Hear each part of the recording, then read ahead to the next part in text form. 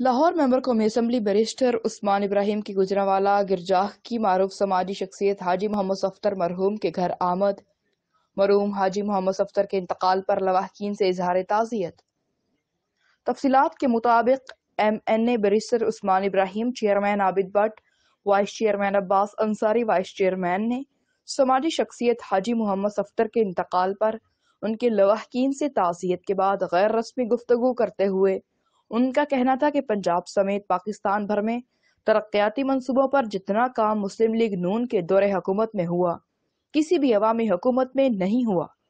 M N A barrister Usman ابراہیم کا کہنا تھا کہ مہنگائی نے عام آدمی کی کمر توڑ کر رکھ دی ہے۔